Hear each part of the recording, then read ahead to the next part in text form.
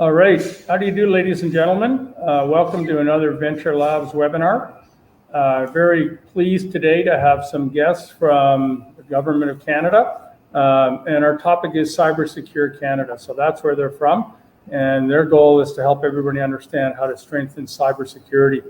We're just waiting for people to come in and come in and join us. While we're doing that, I'm going to ask Noelle, who's one of our marketing folks, to share her screen, and we'll take a look at some of the other webinars that either VentureLabs or some of the other partners that we have, New Ventures BC, ASTEC, WEC, a lot of the different events that we have available for people if they're interested in other virtual events. One thing and here you can see a lot of the different ones that are available. New Ventures BC, there's a couple of pitch events on the women's side.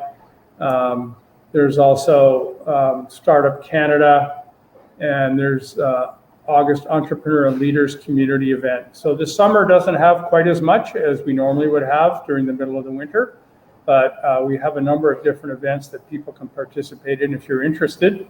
Also would like to sort of look forward a bit and tell everybody that in the fall, we'll go back to some form of hybrid event where we will have some in-person events, and we'll also have some virtual events, or some which will be a combination of the two, depending on the topic and depending on how it's all put together. One of the other things that VentureLabs will do in the fall is move towards office hours. We have a number of different partners, some of the law firms, some accounting firms, BDC. Our hope is that we can work with CyberSecure Canada. So if there are companies that want to make individual appointments, if you want, that we can make that available for them. And the VentureLabs facility in Vancouver has lots of different meeting rooms, so it's really well set up for that. It's also got protocol screens everywhere and stuff. So we'll see how all of that transpires. I'm not going to introduce Mahalo and Lisa, but Lisa, do you want to share your presentation or bring up your presentation? And then I'll ask you to do a bit of an introduction for us, if that's okay. Absolutely. The first slide of the deck that I'm going to go through today should be on screen. I can quickly... You see it? I can quickly introduce myself and pass it over to Mahalo to introduce himself. So my name is Lisa Monoslai. I'm an economic advisor with Innovation Science and Economic Development Canada. I work out of their Vancouver office, so I'm focused on doing economic analyses and providing economic support in the Pacific region. One of the hats that I wear in my role is supporting the CyberSecure Canada program in leading the outreach activities for the program in the Pacific region. So what that involves is raising awareness of cybersecurity issues, raising awareness of CyberSecure Canada, and what the program can do to help small and medium organizations protect themselves from cyber threats, which is why I am here today. And I'll pass it to Mahalo. Hello, everyone. I'm Mihailo Obradovic. I work for the CyberSecure Canada program. I'm a senior engineer. Basically been working on this program for about a year and a half now, so a little bit longer than Lisa. Working on all kinds of technical things, including the development of a national standard, which our program will hopefully align with, and creating a bunch of e-learning modules related to the controls in the program, and all kinds of other technical support. So I can answer any technical questions after the presentation if you guys have any. Thanks. Back to you, Lisa. Okay, thanks, Mahalo.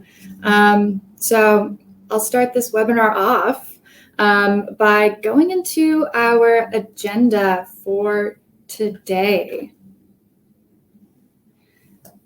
So before we start talking about CyberSecure Canada, which, as mentioned, is a cybersecurity certification program delivered by Innovation Science and Economic Development Canada. Before we start talking about that, it's important that we talk about why the program is needed. So we'll begin by looking at the current cybersecurity posture of small and medium organizations, which I'll be referring to as SMOs. That's the abbreviation that we use. And we'll take a look at why cybersecurity is becoming an increasingly important problem to address for this particular type of organization. Then I'll be going into giving you a quick overview of what CyberSecure Canada is and how it solves some of the main issues that we're seeing when it comes to protecting SMOs from cyber attacks. And finally, I'll go through the 13 baseline cybersecurity controls, which form the foundation of the CyberSecure Canada program. And then I'll also walk us through how the CyberSecure certification process works and what some of the benefits of certification are. And if you have any questions during the presentation, feel free to put them in the chat, the Q&A chat, and I'll get to them at the end. And as Mihailo mentioned, we'll be answering those questions together to make sure that we can cover all our bases and give you the answers that you're looking for. All right.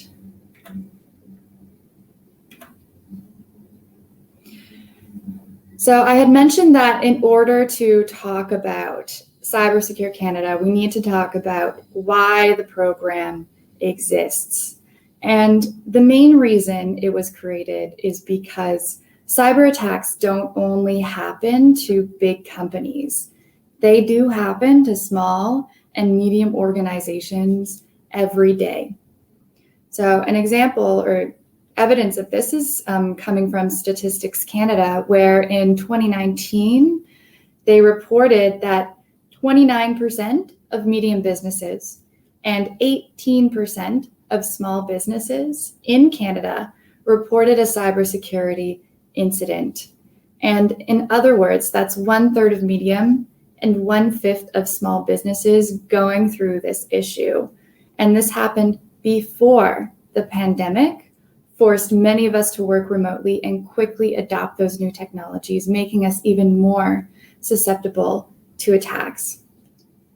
So we know that cybersecurity was a big issue in 2019 for SMOs, and it's become an even bigger challenge as many of us are continuing to work from home. So why is improving the cybersecurity of SMOs especially important for the Canadian economy, along with the organizations that cyber attacks are impacted by? Well, it's because SMOs make up 98% of organizations, and they employ nearly half of Canada's 16 million workers. So if the business resiliency of SMOs are strong, it helps create and maintain good job opportunities, and it grows the Canadian economy as well. What's more is that hackers are increasingly targeting SMOs, and they're becoming more sophisticated, with 78% of Canadian organizations who were victims of cyber attacks saying that those attacks have increased in sophistication.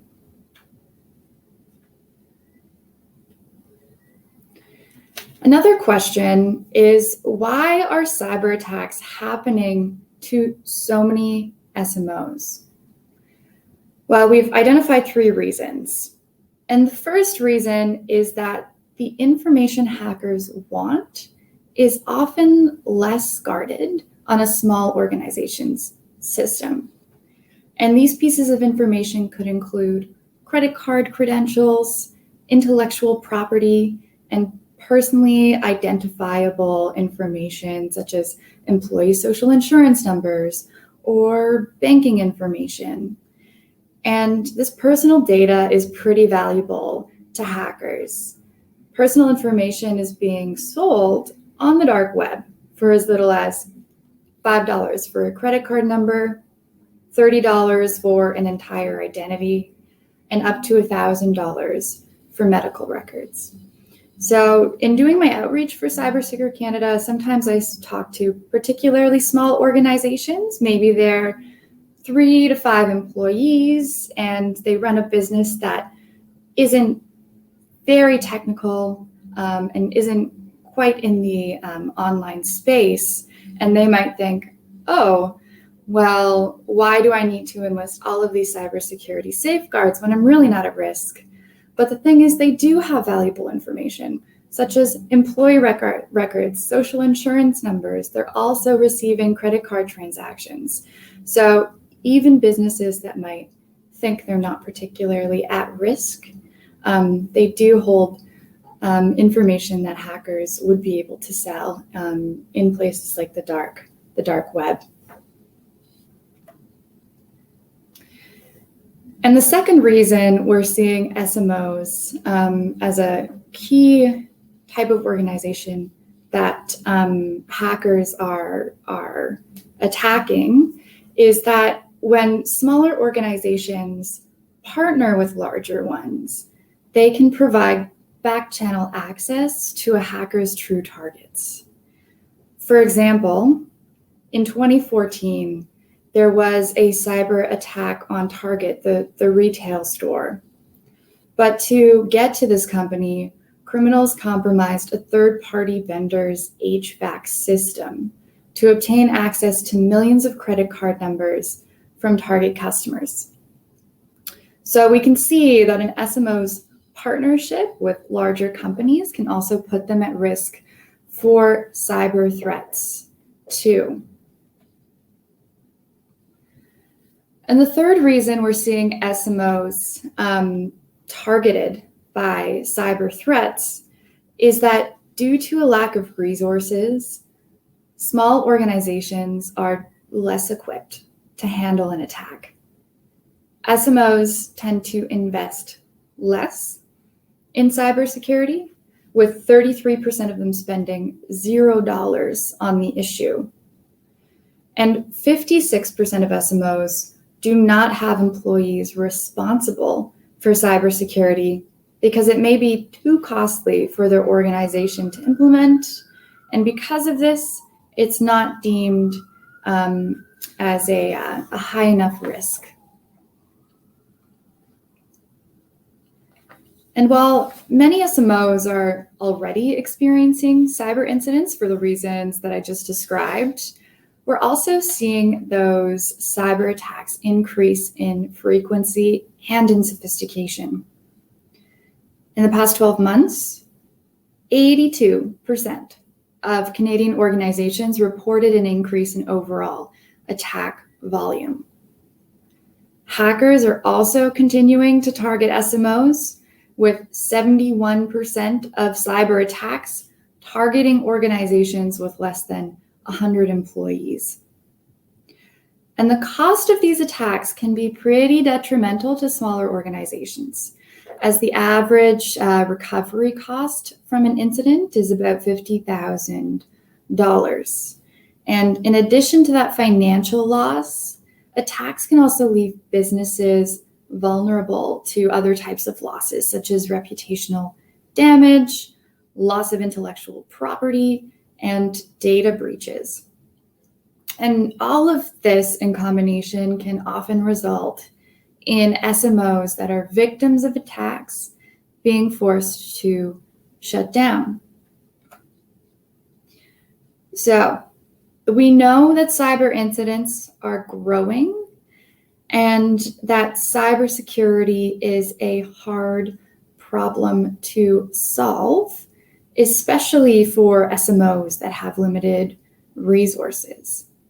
And to address this issue, Innovation, Science, and Economic Development Canada launched CyberSecure Canada in 2018. And this program provides clear, easy to implement, and cost-effective steps for helping organizations that are both for-profit and nonprofit, any organization with less than 500 employees really, protect themselves from most cyber attacks. So I've done a lot of talking about cybersecurity issues and why we're seeing SMOs becoming an increasingly important target for hackers. Now I'm going to talk about what CyberSecure Canada actually is. And in short, it's a voluntary cybersecurity certification program.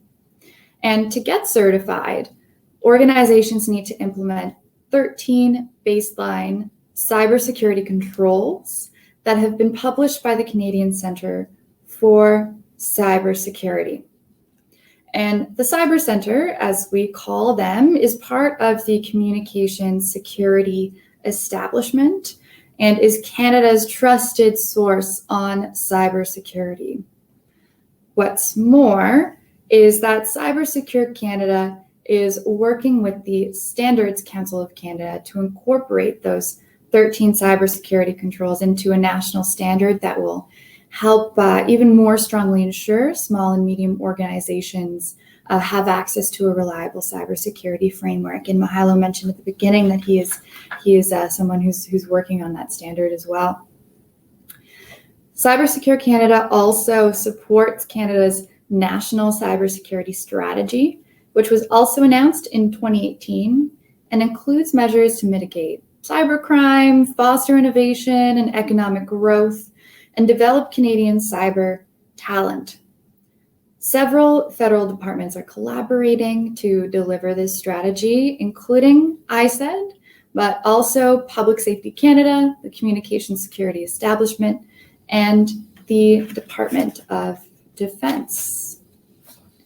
So in short, CyberSecure Canada was designed to help SMOs improve their cybersecurity baseline, educate Canadians about the issue, and increase consumer confidence in the digital economy. And it does this by providing cost-effective certification in cybersecurity that's easy to implement for non-technical specialists. So moving on to the certification process and the details of how that all works.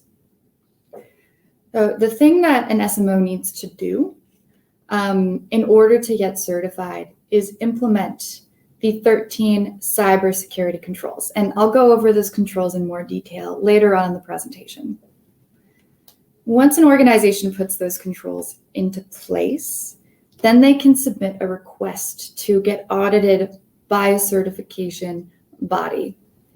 And a certification body is an organization separate from the government that's been accredited by the Standards Council of Canada to administer the CyberSecure Canada audits. And these are companies that tend to specialize in IT and cybersecurity, of course. And once that certification body completes its audit of the organization, it then determines whether those 13 controls were implemented effectively. And if so, it issues an official CyberSecure Canada certification that's valid for 2 years. And it comes in the form of a certification mark that organizations can put on their website. So something about this that I do want to mention, because it's a question that often comes up when I'm doing outreach and speaking about the CyberSecure Canada program, is why does certification last only 2 years? And the reason for this is that technologies are constantly changing. Cyber threats are continuously evolving, and we were talking about earlier in the presentation how they're increasing in frequency and increasing in sophistication. So cybersecurity is something that we do need to keep building and keep adjusting, keep working toward. It's not really something that we can implement in one go. So this program was designed to acknowledge that and incorporate it so that we're consistently or continuously improving our cybersecurity posture. So now we're at the 13 controls, and I'm going to go into a bit more detail around what these 13 controls actually are. I'll walk you through each one while providing a bit of a high-level context, though if you do want more detailed information, I recommend that you go to the Canadian Centre for Cybersecurity's website, because they have a full publication that details these controls and outlines really how you can implement them effectively. So the first control that I'll touch on, and you'll see it should be in the top left corner of your screen here, it is to develop an incident response plan. And this is simply a plan that helps you respond to cybersecurity incidents. And if you have created a plan, then you can very quickly respond to these incidents, restore your critical systems and data, and keep service interruptions and data loss to a minimum. So having a plan is really going to help you get your operations back to normal much faster, and mitigate some of the financial loss you might experience from a cybersecurity incident. So having a plan is something that's very important. The second control is to patch operating systems and applications. So when software issues or vulnerabilities are identified, vendors release patches to fix bugs, address known vulnerabilities, and improve usability or performance. And you can enable automatic patches to solve these issues quite quickly.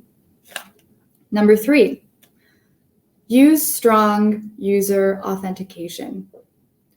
Implement user authentication policies that balance both security and usability. Ensure your devices authenticate users before they can gain access to your systems. Number 4, backup and encrypt your data.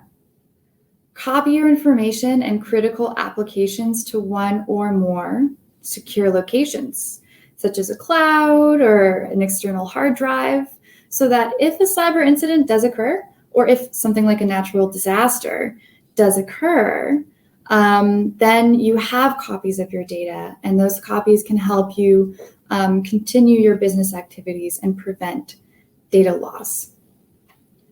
5, configure your devices securely. Take the time to review your device's default settings and make those modifications as required. At minimum, it's recommended changing your default passwords, maybe turning off location services, and disabling unnecessary features.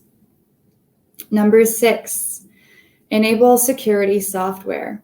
You can activate firewalls and install antivirus and anti-malware software on your devices to thwart malicious attacks and protect against malware. And of course, ensure that you're downloading this software from a reputable provider as well. Number 7, train your employees. So the cybersecurity baseline security controls are not only about IT infrastructure, they're also about operations and making sure that your employees are up to speed on cybersecurity issues and know what to do if they face a cyber threat. So it's recommended that you tailor your training programs to address your organization's cybersecurity protocols, policies, and procedures. And having an informed workforce can really reduce the likelihood of cyber incidents. And an example of this that I like to use is in the case of phishing emails. So phishing is one of the most common types of cyber attacks. And if you train your employees on being able to spot phishing emails, then you'll likely experience far fewer cyber incidents going forward. So training is another important non-IT infrastructure component of the cybersecurity safeguards. Number 8, secure mobile devices. Ensure employees can only use approved applications and download those applications from trusted sources. 9, establish basic perimeter defenses. Defend your networks from cyber threats. So, for example, use a firewall to defend against outside intrusions by monitoring incoming and outgoing traffic and filtering out malicious sources. 10, secure cloud and outsourced services. Get to know a service provider before you contract them. Make sure the provider has measures in place to meet your security requirements as well as your security needs. 11, secure your websites by encrypting sensitive data, ensuring your certificates are up to date, and using strong passwords or passphrases on the back end of your site as well. 12, access control and authorization. Employees really should only have access to the information they need to do their jobs, and each user should have their own set of login credentials. And 13, secure portable media. Storing data using a portable media device, such as a USB key, can be quite convenient, but they're also prone to loss and theft. So maintaining an inventory of all of your assets and using encrypted storage devices if you can will also help protect yourself from cyber threats, and you'll see fewer incidents down the line. All right, so those are the 13 baseline cybersecurity controls recommended by the Canadian Centre for Cybersecurity, and those are the 13 controls that form the foundation of the CyberSecure Canada program. And once those controls are in place, as I had mentioned, ISED can put you in touch with a certification body to get your audit started. And there are currently 4 certification bodies, which include Bulletproof Solutions, CyberSecurity Canada, WATSEC, and SourceTech IT. They all offer audits, but they also offer slightly different services, which helps make sure the needs of all SMOs are covered, because all SMOs are different. Different in size, different in cybersecurity complexity. So this is why we don't have just one certification body. We have several to make sure the needs are covered. Now, there is a cost that organizations will need to pay to the certification bodies in order to receive the audit that they need to get certified. And the reason there's this cost is that it's expected your business will grow and increase its revenue as its cybersecurity posture and business resiliency strengthens. So the cost is set by the certification bodies, and it varies based on the size and the complexity of the organization. As I had mentioned, every organization really is different and has different needs. Though there is an approximate average cost of a ballpark that I could share with you. Audits typically cost organizations around $2,000 to $5,000.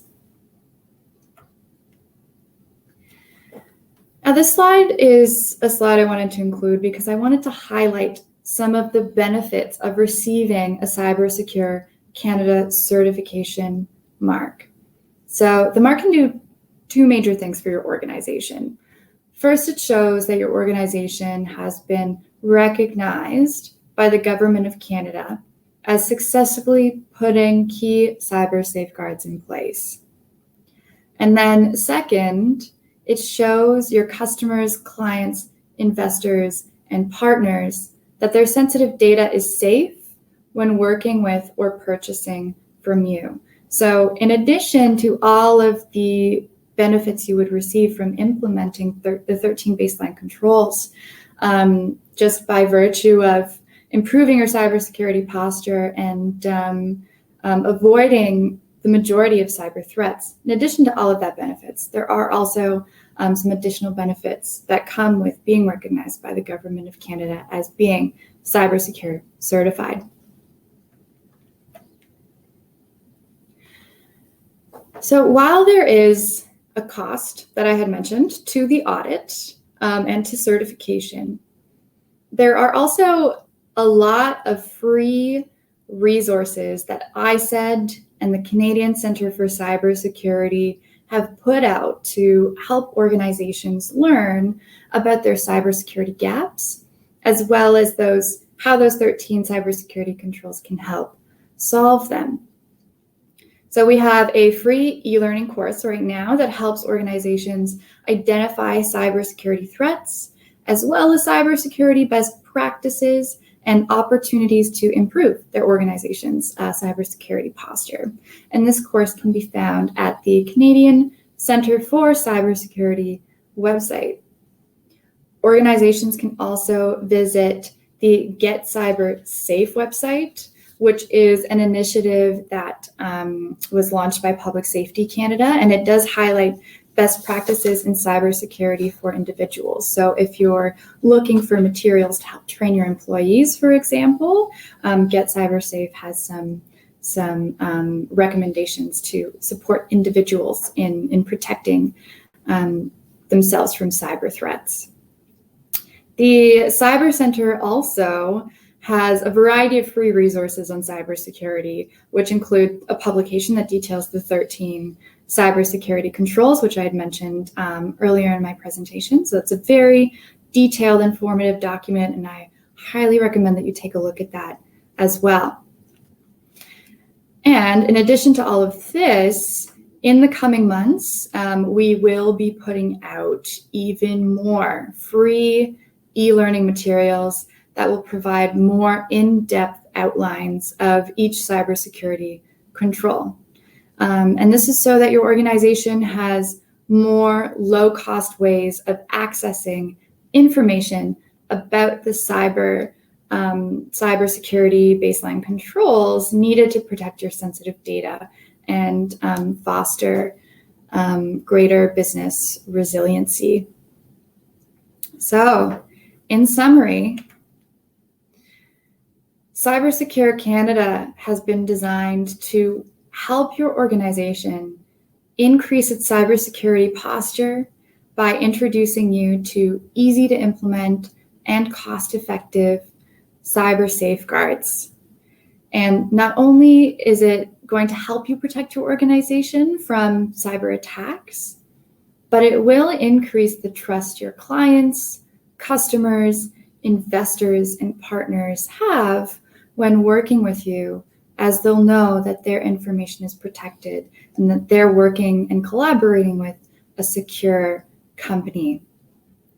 And that comes to the end of my part of the presentation. So along with Mihailo, I would be happy to start taking any questions from the audience about the program. And there's also my contact information there if you have further questions that we won't be able to answer in the next 25 minutes or so. So I guess questions would just be typed in the thing? Yeah, it should be in the Q&A.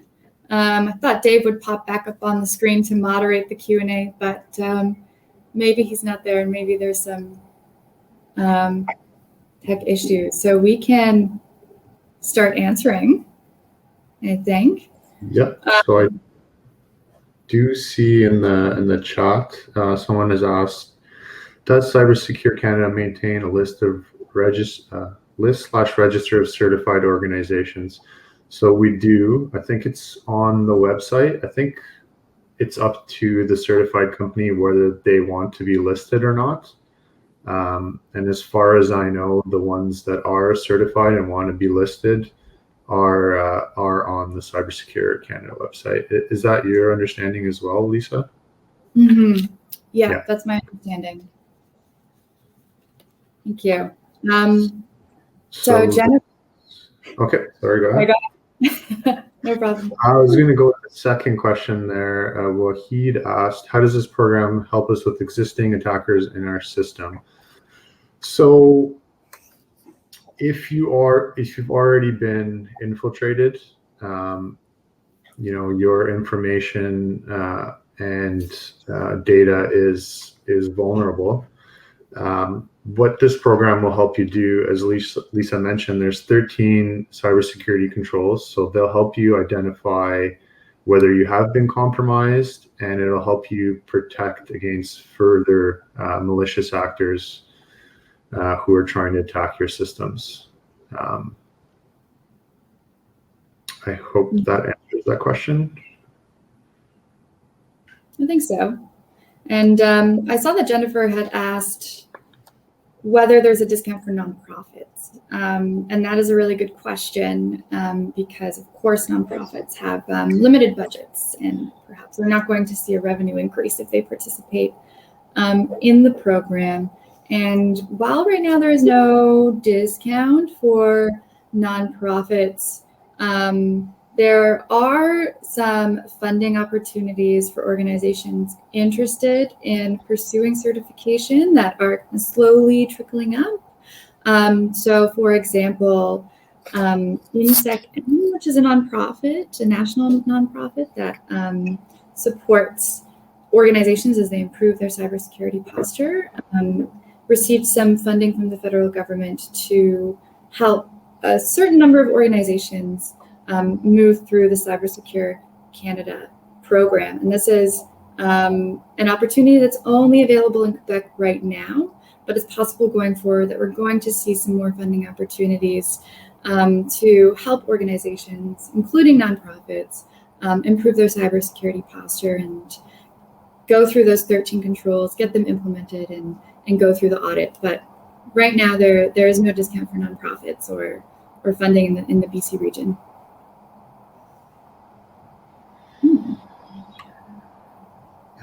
And I see Abbas has asked, can we get a recording of this webinar? I think you have to ask Noelle about that one, but I do believe she said she was going to be recording this.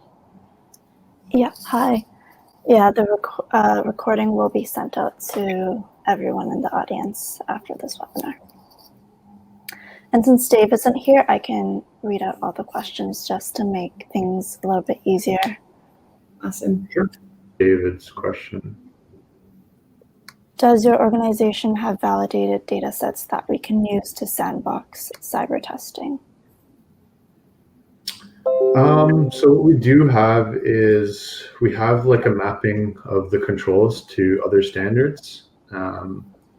If you guys reach out to us, we can help provide that. So for like NIST, some NIST standards, the US CMMC, some of our other allies like the UK Cyber Essentials program.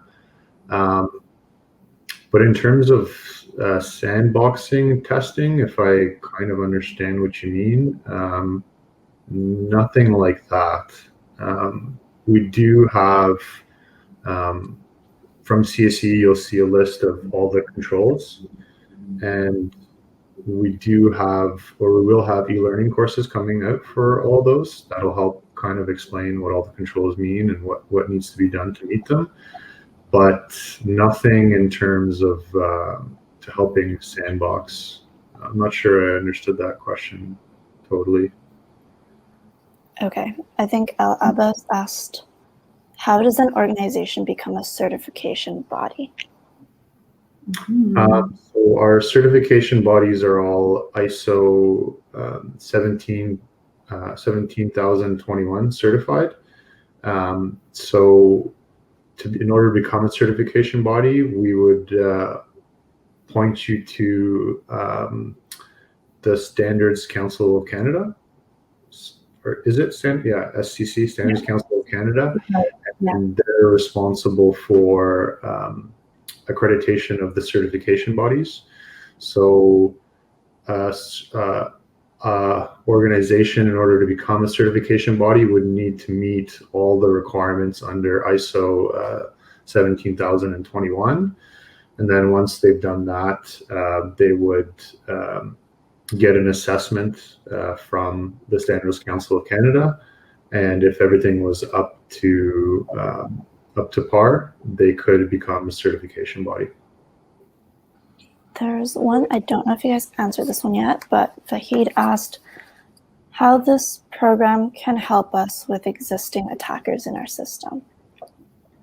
So by going through all the security controls and trying to meet all the requirements, it'll help you detect attackers within your system. Obviously, if the attackers were already in your system before you started looking at the controls, they would still be there. So it would help you get rid of the attackers, and it would help you identify that you do have malicious actors within your system.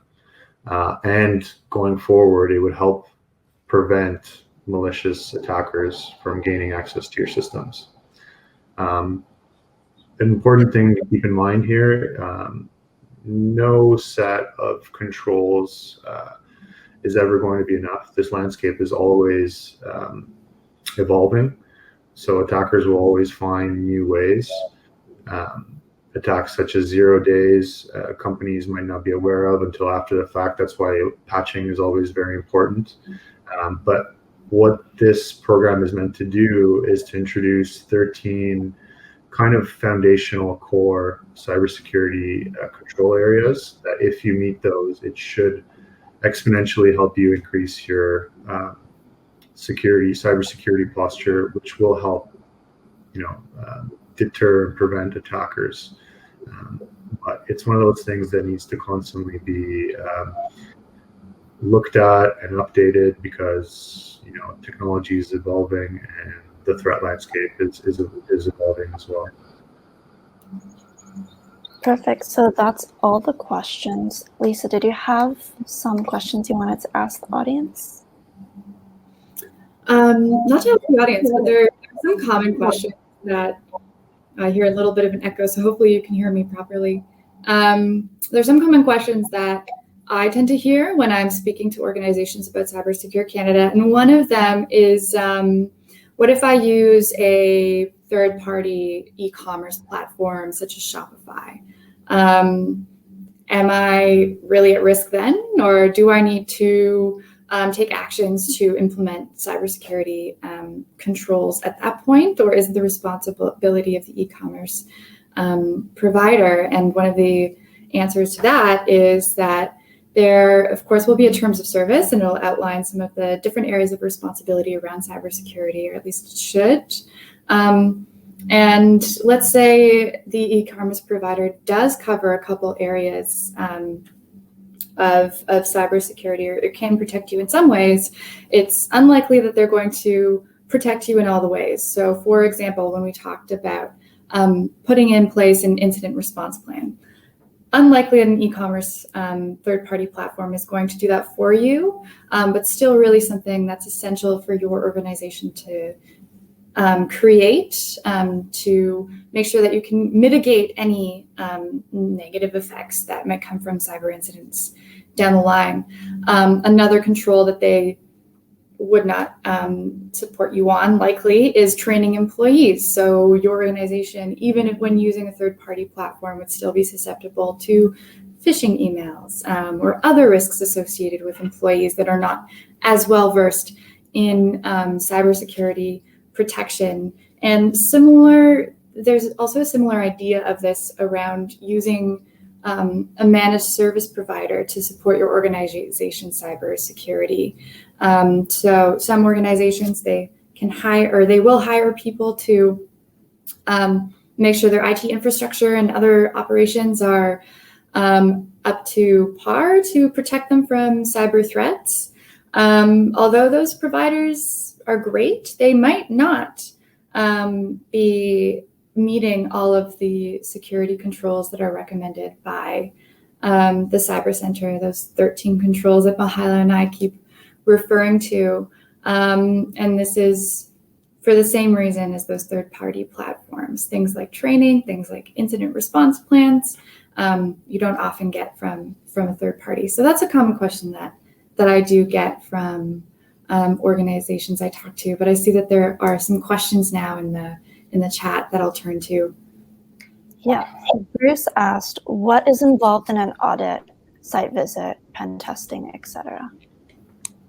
That's a great question. So we've, just like I guess everyone in industry, have had to pivot due to COVID. So all audits are done remotely. They are meant to be kind of low burden audits, usually take about a day. And what the auditors will look for is requirements, documentation relating to the requirements outlined in the 13 control areas. So they'll be looking at things like, do you have an incident response plan?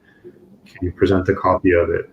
Do you have policies surrounding access control, things like two-factor authentication, authentication. So they'll likely be asking for documentation around all those controls. And depending on the certification body, the method they use to do that will differ. We leave that up to them. But yeah, for now, there's no on-site visits, there's no pen tests. It's all done remotely. Vahid asked, is there any government help to cover the cost of these certs and solutions? I can start answering that. There is, but it is not available to every single possible organization. Right now, we do have limited funding to help organizations subsidize some of the cost of the audit and the cost of overall certifications. I'd mentioned a little bit before some funding that had been provided from the federal government to INSEC-M, which is a nonprofit organization that specializes in improving cybersecurity across Canada. And that funding is going to help, I think, a few dozen organizations improve their cybersecurity posture by moving through the CyberSecure Canada program and eventually achieving certification.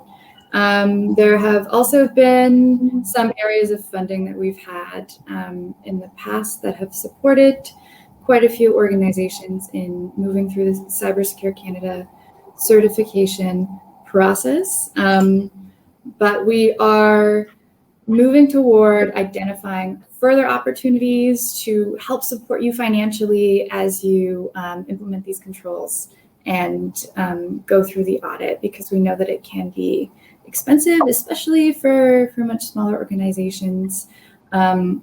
So stay posted, or keep following us, because hopefully we'll have more support around that area coming in the future. Another question from Viridiana. Do you recommend third-party encryption services? Are there any key things I should verify these providers offer? I can jump in on that one. So I think it's totally okay to use third-party encryption services. I guess it depends what exactly you're using the encryption for. Is it like encrypting backups? Are you storing encrypted backups in the cloud? So depending on what exactly you're using the encryption services for, I guess that'll determine what kind of things you should be looking for in the service provider. We do have, I think, 2 modules that deal with, one that deals with encryption and one that deals with securing outsourced IT services. So it gives you, it's actually one of the control group areas. It's control 10, and it tells you what kind of things to look for and how to interface with your outsourced IT providers. So things like having secure communications with them, seeing if they've achieved trust service principles compliance, where they store their data, things like that are all things that need to be considered. Awesome, thank you. I think that's it for all the questions. Did you two have anything you wanted to add? I do, actually. One thing that I'll say is another common question we get is, okay, so how do we get started? Or my organization has maybe already implemented 10 out of these 13 controls. How do I continue the process? Or how do I get linked with a cyber or a certification body?